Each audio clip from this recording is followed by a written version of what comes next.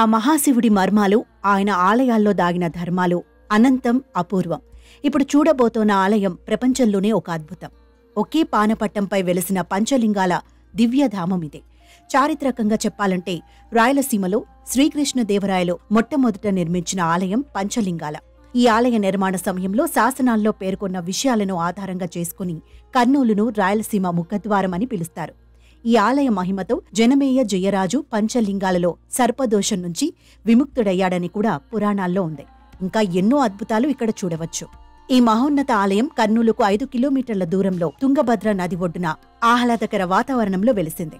దేశంలోనే ప్రసిద్ధి చెందిన ఈ పంచలింగాల క్షేత్రానికి ఎంతో విశిష్టత ఉంది. పూర్వం పరీక్షిత్తు మహారాజు కుమారుడైన జనమేయ జయరాజు సర్పయాగం తలపెట్టినప్పుడు నారాయణుడు ప్రత్యక్షమై సర్పయాగాన్ని ఆపేసి సర్పదోషాన్ని పోగొట్టుకోవడానికి 108 నారాయణ విగ్రహ ప్రతిష్టలు, 1 కోటి లింగాల శివలింగాలు ప్రతిష్ఠ చేయాలని నారాయణుడు జనమేయ జయరాజుకు ఆజ్ఞాపిస్తాడు.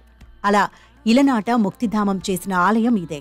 దేశవ్యాప్తంగా జనమేయ జయరాజు శివలింగాలు ప్రతిష్ఠింపచేసి చివరగా తుంగభద్ర నది ఒడ్డుకు చేరుకొని పంచలింగాలలో 12 లింగాలను ప్రతిష్ఠ చేశాడు.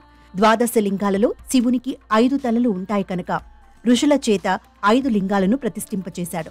అంతేకాకుండా మిగిలిన 7 లింగాలను 4 మూలలకు ప్రతిష్ఠించాడు. దీంతో జనమేయ జయరాజుకు సర్పదోషం తొలగిందని ఋషులు వివరించారు.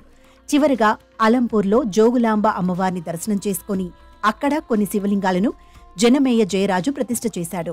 శ్రీకృష్ణదేవరాయలు పంచలింగాల క్షేత్రం విశిష్టతను తెలుసుకుని ఈ ఆలయాన్ని దర్శించుకున్నారు. అనంతరం దీన్ని అద్భుతంగా తీర్చిదిద్దారు.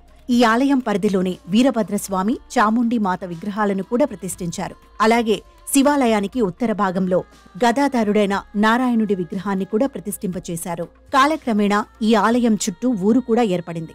ఈ ఆలయంలో పంచలింగాలు ఉండటంతో గ్రామానికి పంచలింగాలుగా స్థానికంగా పేరు వచ్చింది.